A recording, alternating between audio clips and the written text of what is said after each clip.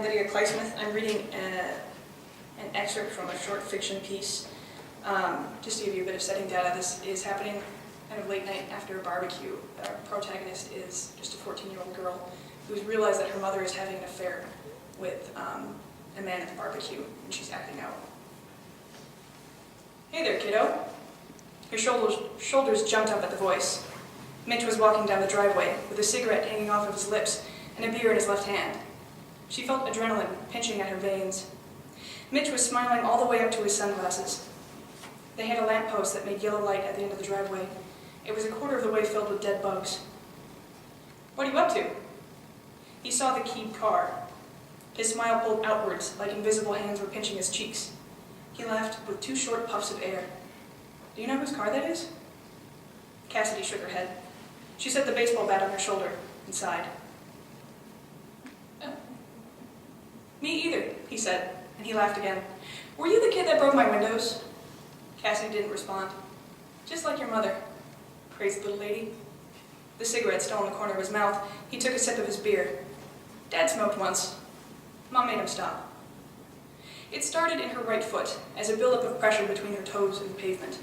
She felt the energy of the movement travel up her leg to her knee, which twisted inwards as the energy spiraled into her hip, where she felt her socket twirl like it was a blow pop being sucked and spun. She felt the wing of her right hip jut out and the energy shot up her spine. Her arms, which she kept relaxed, just like Master Orr's in Kung Fu class had taught, snapped and extended.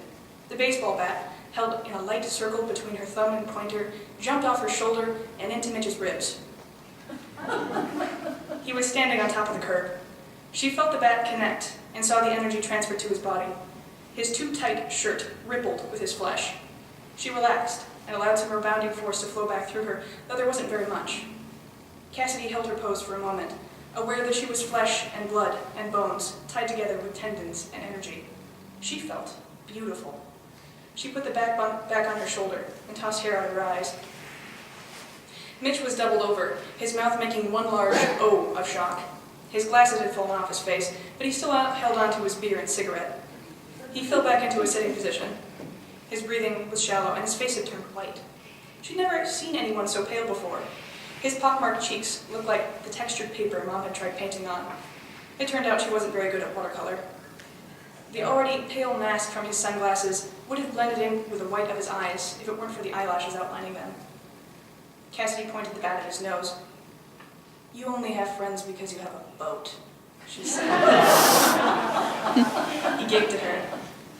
She walked back into the house and replaced the bat in the nursery. Chevalier whined, and she had to comfort him before she could leave. She picked him up. He was heavier every day. Cass tried to understand how he could be growing so much when all he ate was pureed vegetables. Dad startled her by walking into the nursery. "How is he? I came to check," he said. Cass shrugged and sent him back in the cradle. "Is Mitch okay?" She froze, confused. His tone was soft, but that could have been to avoid waking up the baby. "I saw you were talking to him, and then he drove away just a few minutes ago, so I was just wondering. Mom wanted to play a game of Mario Kart with him." He stood beside her in front of the crib and checked to make sure that Chevalier's clothing snaps were all secured. "Chevy, Chevy," he murmured while he checked. "Chevy, Chevy, good spaghetti." He said he was tired. "What were you doing outside anyways?" "I couldn't sleep. You guys are too loud." "Oh, I'm sorry, sweetie. People will be leaving pretty soon. Quiet down. Good thing you don't have school tomorrow." He put a hand on her shoulder and guided her back to the door. He followed her and shut the door behind them. "Go back to bed, honey. Sleep well. Good night." Cass went to bed and only fell asleep after she heard the pitch of the party dwindle away. She dreamed of pythons. The end.